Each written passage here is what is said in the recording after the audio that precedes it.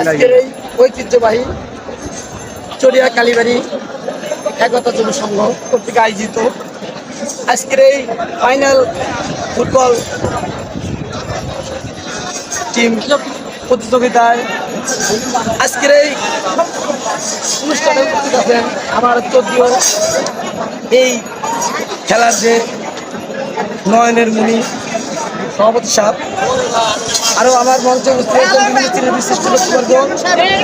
আজকের খেলাটা আলহামদুলিল্লাহ সবুজ সংঘ ইয়াংস্টার ক্লাব আর সলঙ্গা নাম ইয়াংস্টার ক্লাব, আজকের ক্লাবটা এত আনন্দময় হবে, খেলা মানুষ দেখবে, হালকা একটু চাঁদও আছে মাঠে, কিন্তু তারপরেও আমরা ইচ্ছা করব খুব সুন্দরভাবে আমরা এই খেলাটাতে নিয়ে আমরা দর্শককে উপহার দিতে পারি।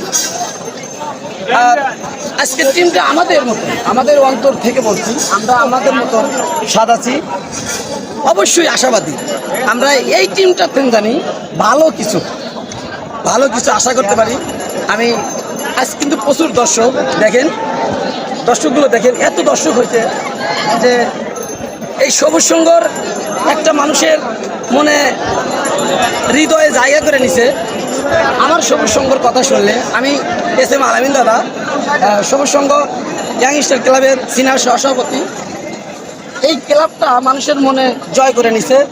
যিনি শুনে যে সবুজ সংঘর খেলা, অবশ্যই দর্শক অবশ্যই বিষয়, কেননা যে ওই দর্শক চায় যে খেলাটা আমরা সুন্দরভাবে দেখি। কে কয়েন গোল দিল খাইলো এটা দর্শক দেখে না, দর্শক দেখে হলো খেলাটা সুন্দর হচ্ছে কিনা।